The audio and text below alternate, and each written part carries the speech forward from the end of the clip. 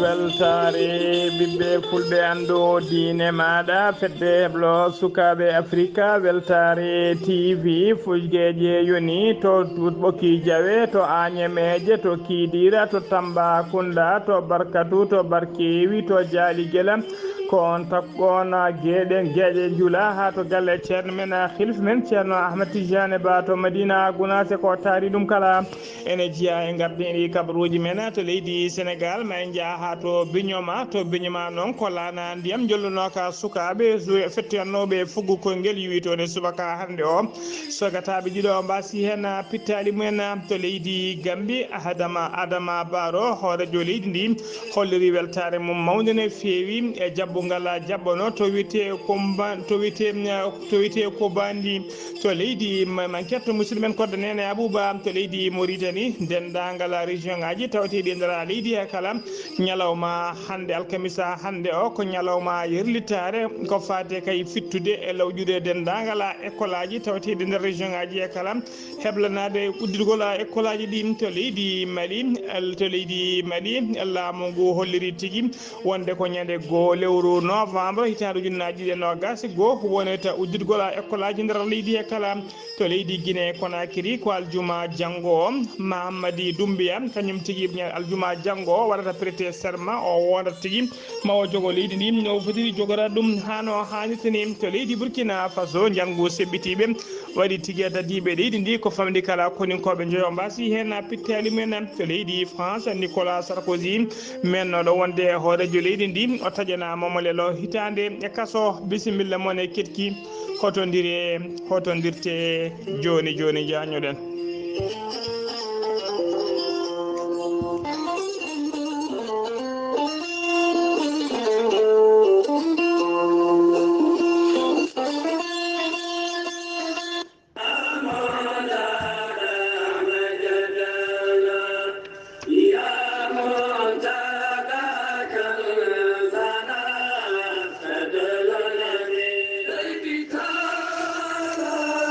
Dar moderne de l'excellence Bunno El Hadji Seydou Nourou Tall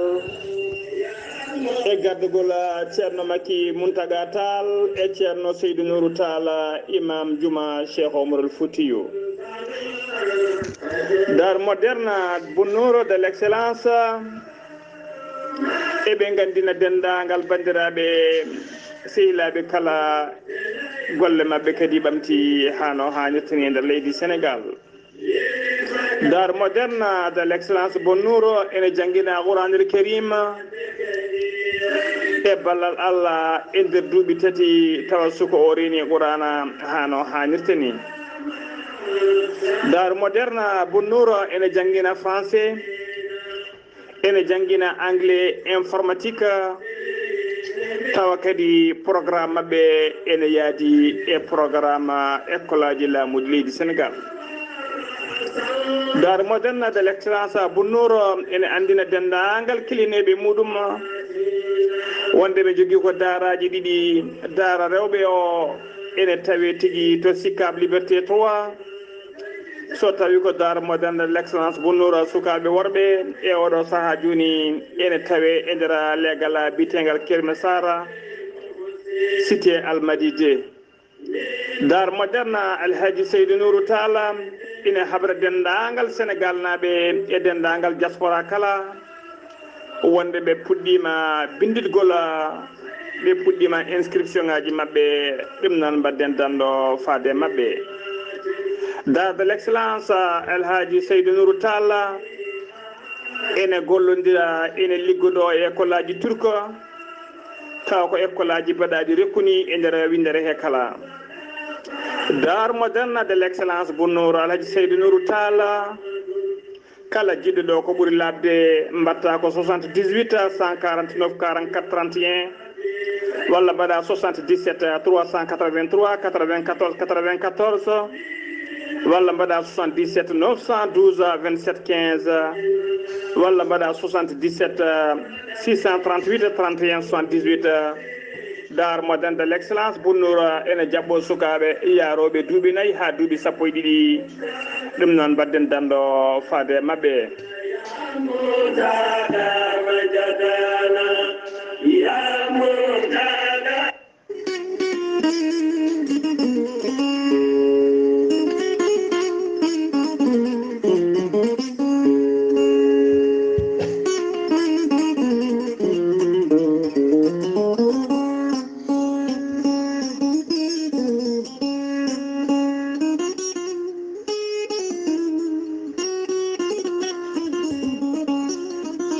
ceerno jibisi ko witti yanke safri yanke safruji fina tawa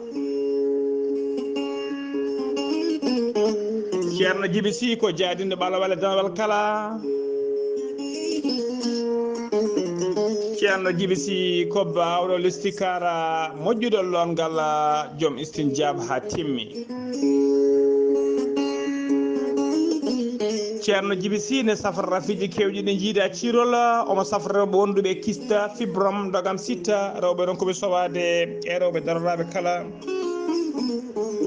ceerno jibisi ne yawna rewɓe wonduɓe seyɗeneji e rewɓe sattaraɓe dewle kala ceerno jibisi ne yawrani dendagal rafiji worɓe no didorno omo yawrani kadi weddaɓe korte wonduɓe baɗane e dabaruji bonɗi kala omo firta ɗum ha soro ladde ceerno jibisi ne jogui leɗɗe e fannuji ɗiɗi hen fannu goto sa ƴetti leɗɗe makko fodde sappo e tati rafi yaltoyma ha laaɓa fannu goɗɗo sa ƴetti ɗum sappo e jeenayi rafi ene yaltoyma ha laaɓa ceerno jibisi ko laaɓɗo reedu malaɗo woni ne wiɗo sanne sanne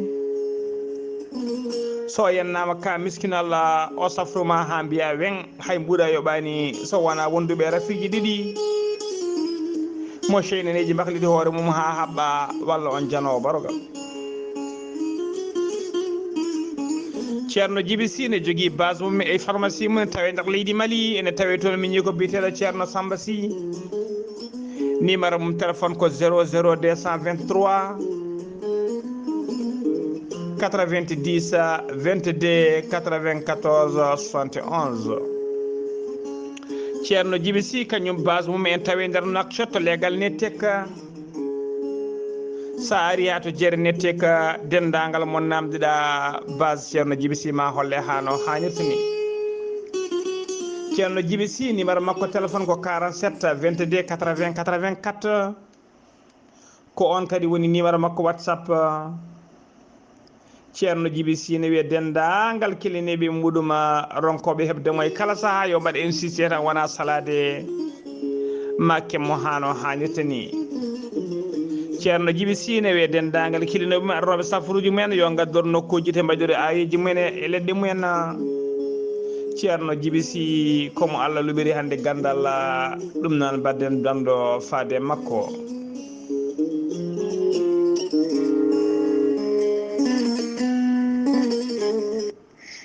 kettode kaburuji mon e demgal pula Afrique, Asie, Europe, Amérique, Moyen-Orient, Océanie. Jam hiire mon musidɓe tedduɓe eɗen gone alkamisa capanɗe tati lewru silto hitande ujunnaji ɗiɗi e nogas e goho kabaruji men e ɗemgal pulara e habrude he ko musidɗo mon sehil mon haali Abouba to karallagal to ko miñi men sehil men Saydou Abouba hono noon mbirude eɗen gardini kabaruji men koto leydi Sénégal puɗɗorɗen Abdoulaye Diouf Sarr ko jagorgal kalfinaɗo ko fate cellal aadi kanko e gollidiɓe makko ɓe mbaɗinoɓe kewatde kala subaka so hujjidde ɓesgu leydi ndi andinde ɗumen to mboroso coronavirus o yaɗata e oɗo saaha joni ndera leydi he ɓe kolliri noon alarba ɓe kolliri alkamisa hande o wonde e nder waktuji nogas e nayyi cakkitiɗi ɗi e nder jokli leydi he kala ko holkisa hen ko ujunere e temedde jeeɗiɗi e capanɗe joyyi e yimɓe jeegomo e nder holkiso he noon sappo e goho neɗɗo tawama e jaati ko fiɗaɓe mboroso coronavirus ene qime to banggue pourcentage e nder temedere kala hen 0,62% e nder ɓen noon e nder ɓen sappo e goho tawaɓe ko fiɗaɓe mboroso coronavirus hen goto ko contact suivi woni memodirnoɓe wonduɓe rafi o sappo heddiɓe ɓe kala ko communautaire woni hay goto anda to ƴetti ɗiɗon rafiji ɓe kolliri kadi e nder ɓe cellano ɓe hen yimɓe jeegomo ne tampi sanne ma ballite to banggue fofango capanɗe nayo kepti cellal mumen hano hannirta ni paati galleji men tuggi hanki faade ñalawma hande o hay neɗɗo goto ala mo mboroso yooɓi fittande muɗum e oɗo saaha joni leydi Sénégal ene yaare capanɗe jeeɗiɗi e capanɗe jeeɗiɗi e tati ujunere ne fawi temedde jeeɗiɗi capanɗe jeeɗiɗi e joyyi neɗɗo winditiɓe doggol dola covid sappo e jeenayi e nder ɓen noon hen capanɗe jeeɗiɗi e goho ujunere ene fawi temedde jeeɗiɗi e capanɗe jeenayo e ɗiɗo kefti cellal mumen hano hannirta ni ujunere temedde jeetati e capanɗe joyyi e yimɓe jeetato ɗum woni ko hawde ladiala e ñalawma hannde o ko temedere e nogas e nayo neɗɗo heddi e juuɗe safroɓe ndera jokli leydi he kala taw ko wonduɓe e mborosa covid sappo e jeenayi ha joni ko leydi Sénégal keddoɗen tribunal mo Kaolack ñaawi ɓe ñaawi gaynako goto o ñaawira noon koko wiyete abus de confiance noon woni bonnude hoolare nde rokkano inde makko fuɗɗori ko alkulal I o yettete ko Ndawum kanko noon ko gaynako taw kadi ko joom wuro wiyetego jam tawatego nder département mo Malema Hodar ko kañum tigui ƴettuno resdimo yoga e Kolce taw ko dendagal Kolce nayyi tawateɗi e nder wuro he kala ɓe dokkimo noon capanɗe jeegom e joyya holsere yoɓe yo renanɓe yo aynanɓe nayyi ɗi caggal nde o artiri nayyi ɗi noon hollirama feccere e majji ene tilfi saabu kay o artiri ene ngakki e ɗiɗon nayyi nogas joyya holsere nden noon ɓe namdimama to Kolce ɗe goni o holliri ti koye saaha kay waddi Kolce ɗe ha to cangol yidde yarnude ɗe o rutti addoyde baali makko ɗon ko nogas e joyyi holsere tilforima e oɗo saaha joni noon o darima yeeso ñawoɓe noon o taƴanama omo lelo lebbi jeegom e kaso o taƴanama kadi omo yoɓa amende sappo e joyyi million taw ko franc CFA ha joni ko leydi Sénégal keddoɗen jeen ha to biñoma noon ene tawe e nder région mo Ziguinchor ko tana musɗo waɗi toon ko laana ndiyam yuwi toon waɗi noon sagataɓe ɗiɗo wasɓe hen pittali mumen sagataɓe ɗiɗo wasɓe hen pittali men jeeyaɓe nder falde witede Kamfuntina laana ka noon ka jolluno ko sukaɓe hewɓe no fewi taw ko yahoɓe fettoyde fuggo koyguel ko nden laana ka yiwi noon hollirama tigui laana ka yiwi ko sanga 7 heures subaka ñalawmade sanga 7 heures subaka sagataɓe ɗiɗo mbasi hen pittali men sagataɓe hewɓe kadi fodde jeegomo hollirama tigui gañima hen ha joni ko leydi Sénégal keddoɗen jeen ha to Agnamey gendarmerie mo Agnam ɓe teeɓima biteɗo Maccara Sall o noon o nanguira kay ko ɓayinde e hello makko Facebook omo ñiŋa hen gendarmeɓe Agnameɓe o holliri noon wonde ɓen gendarmeɓe kay goni tigui koye ndiguel woni tigui koye nder sen jimade e yamirore e yidde oɗon biteɗo Farba Ngom caggal nde mbaɗi ɗen windande noon ko ɗon kadi ɓoyani mum ko ɗon tigui o waɗi supprimé nden windande kono tawa yimɓe hewɓe mbaɗi capturé mbaɗino partagé e nder réseaux sociaux ji ko on nden windande noon saabi ha gendarmerie portimo plainte e oɗo saaha joni o teɓama o tawi tigui o teɓama ko alkamisa hande o foti ɓendinede o fonno ɓendinede yesso parquet mo Matam koto Kaolack paɗen gollotoɓe e service régional du commerce mo Kaolack ɓe jippima e jeehe Kaolack addiɓe noon ko yurnade so tawi kay cogguji ɗi laamu ngu yamiri ɗi taaƴi kay yo yeeye oɗo saaha joni so tawi ɗiɗon cogguji ene korma hano hannirta ni e nder jeehe ɓe kolliri ɗon ɓe bicciti temedde ɗiɗi e sappo e jeeɗiɗi boutique ɗum woni ko ɓe wicciti ɓe tawi hen noon fodde capanɗe jeetati e jeenayyi infraction ɓe kolliri noon ɓe kefti kadi fodde tonnuji tati piccala temedere 3,100 tonnes taw ko sukara ɓe kefti kadi capanɗe jeegom e tati bidon taw bidon kala ko 20 litres neɓam ɓe kefti kadi 0,200 tonnes maaro taw ko maaro local e butelaji joyyi gaz ɗi 2,7 kilo ɓe kefti toon kadi kene qime capanɗe joyyi e tati butel gaz taw kodi 6 kilo e sappo e tati butel gaz goɗɗi taw ko 12 kilo e wiide kay Mamadou Camara noon kañum woni chef régional du commerce e falde Kaolack ha joni ko leydi Sénégal keddoɗen accident bisa goto noon dogatnoɗo hakkude tawa ko kañum wonno Air Dakar kelam kañum tigui waɗi accident o yani noon koye dow lawol caggal nde o felmodiri e camion goto e dow lawol tugui made Linguére faade Matam tolno wuuro witego Nakra ene tawe nder département mo Ranérou accident o noon bila gadanomo keɓɗen ko waɗi mayɓe ɗiɗo e barmuɓe capanɗe tato accident o noon waɗi ko alkamisa hande o sanga 3 heures du matin o felmodiri noon koye camion goto dimdunoɗo butelaji gaz darinoɗo eto wite société BRT woni sara goudron ko ɗon tigi o felmi camion ko ɗum saabi accident o saami e leydi ha joni kabaruji men ɗemgal pulara seno mima to leydi Sénégal ko to leydi Gambie paaɗen to leydi Gambie noon e oɗo saaha joni Adama Barrow taw ko hoorejo leydi ndi o holliri tigi weltare makko mawde ne feewi e jaɓɓugal manggal ko ngal taw kadi ko jaɓɓugal manggal ngal ko kombonaɓe jaɓɓinomo ma en ketto hen musidɗo men Kodde Nene Abouba assalamu aleykum.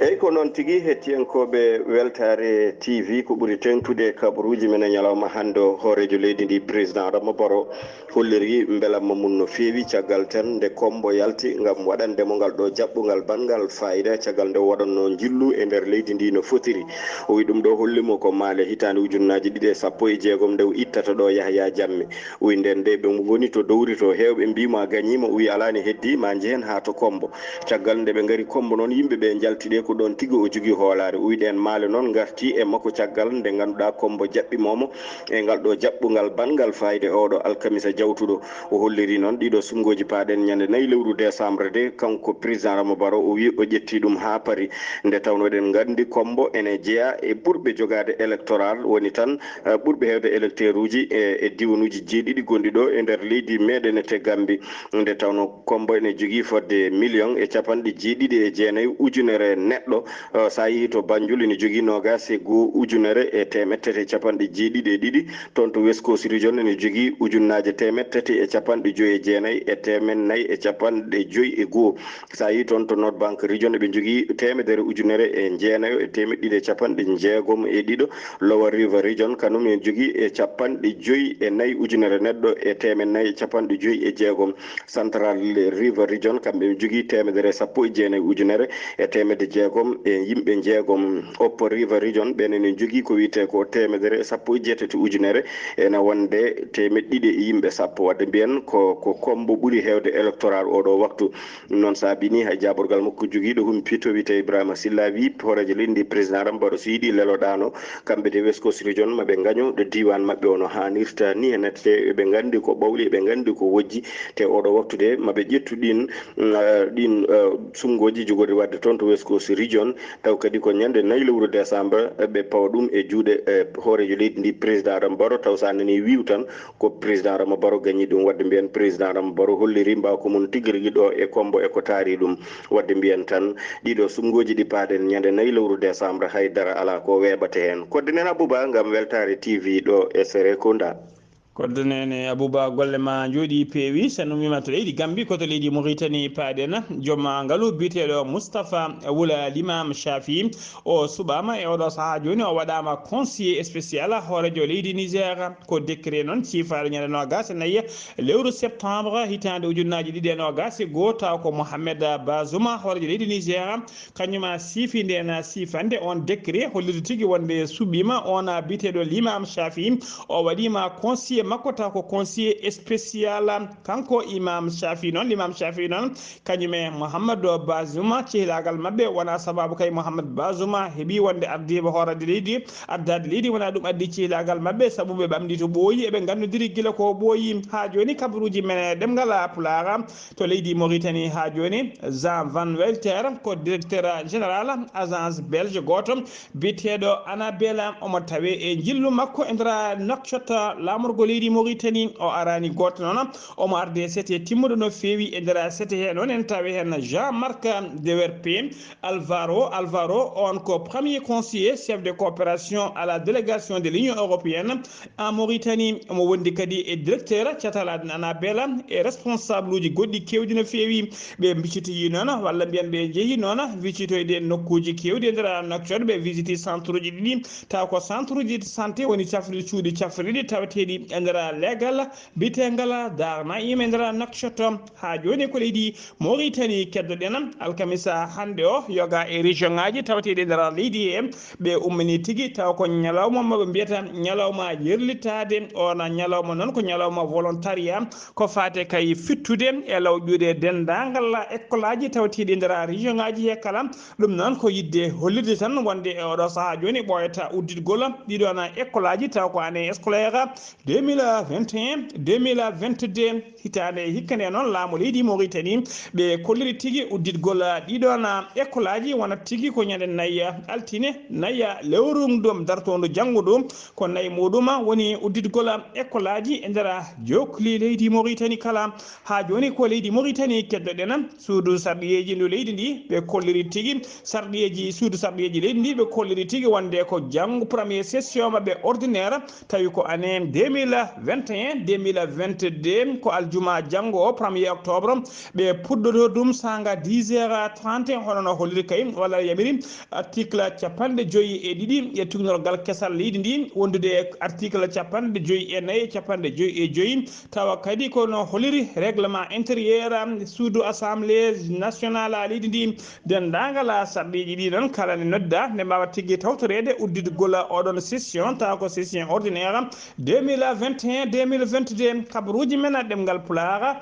sen ummima to leydi Mauritanie koto leydi sen ummima to leydi Mauritanie paɗen koto leydi Mali to leydi Mali noon sen ummima to leydi Mauritanie paɗen koto leydi Mali to leydi Mali ñalano gas e tati lewru septembre hitande ujunnaji ɗiɗi e nogas e goho taw kadi ko gonɗen ɗum hono ministre des mines de l'énergie et de l'eau woni kalfinare ko fati kuɓɓam ko fati énergie ko fati ndiyam mo leydi Mali bitelo Seydou Lamina Touré wondude e yimɓe hewɓe no fewi ɓe mbaɗi réceptionné groupe aji 4 électrogène taw ko mawɗi no fewi garɗuɗi jajuɗe e jamanu ko groupe aji 7 noon ɓe ponno wadde réceptionné kono ko 4 puɗɗi yettade e juuɗe mabɓe ɗum noon koto centre thermique mo sirakoro na noon kolliri hen weltare mum mawde no fewi saabu eɓe ɗamini kay ɗiɗon groupe aji 4 gaddaɗi e oɗo saaha joni ma mbaw sendudeɓe délestage e coupérage courant ma mbaw kadi haɓade ko fati e nguleyki tijjaki hitande ujunnaji ɗiɗi e nogas ɗiɗi ha joni kabaruji men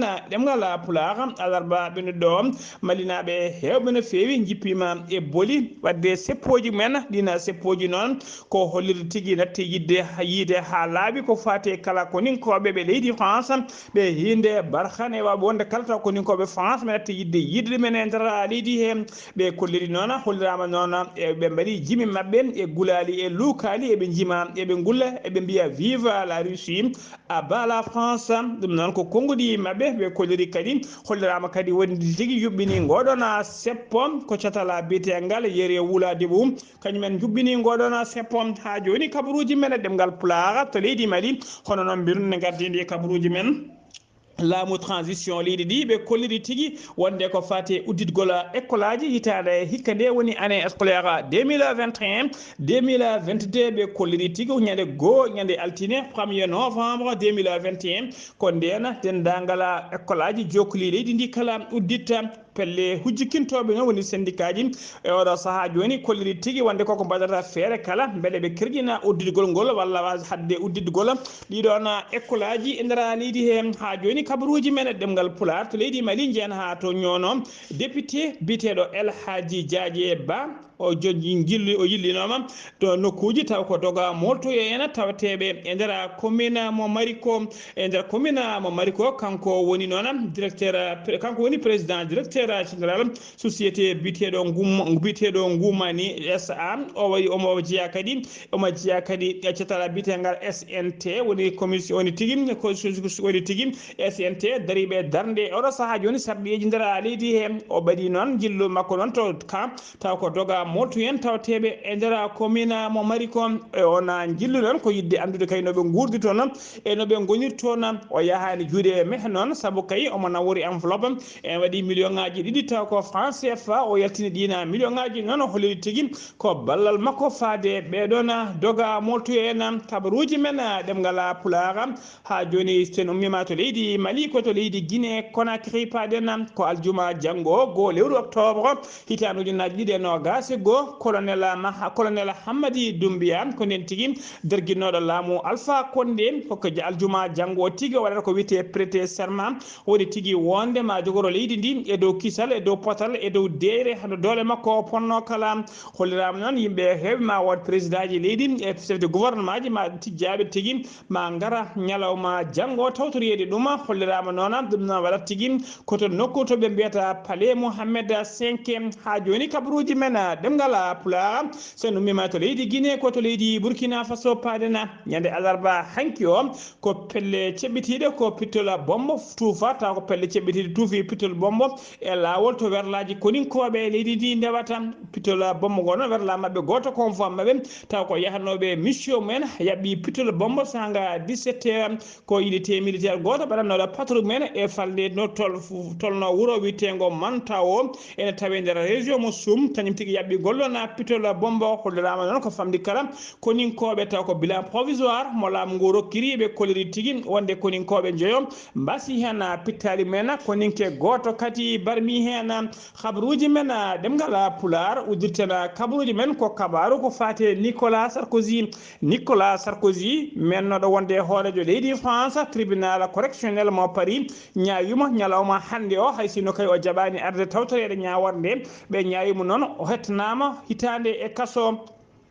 e kaso ɗum woni koɓe taƴinimo ndena hitande e kaso noon wona eɓe nawma noon e nder kaso kono koye nder galle makko he o rene hen tawa o yaltata tawa kadi ko appareil uji électronique kañum ndenatama o yaltata galle o ɗum noon ha timma hitande ko ɗum woni koɓe ñawimo e ñalawma hande o tawa kadi o ñawira koko fati kay hutorade koppereje tawa ko koppereje ɗe ndewani lawol e saaha wonno e ruuma jarriba makko woni koɓe mbiyata affaire big malien ko ɗum tigui woni ko ñawira mbiɗe noon tañanama omo lelo hitande e kaso musidɓe tedduɓe gasi ha laaɓi ceera ko ɗum ɗo wonno ko tonguɗen kabaruji men e ɗemgal pulaar ɗo e haalirde he ko musidɗo moon sehil moon Haali Abouba to leydi Gambi ko kodda Nene Abouba to karallagal ha mbawon yebden to banggue YouTube ko Saydou Abouba ketkimalaki jaam yo jaam Allah jogomi jogo on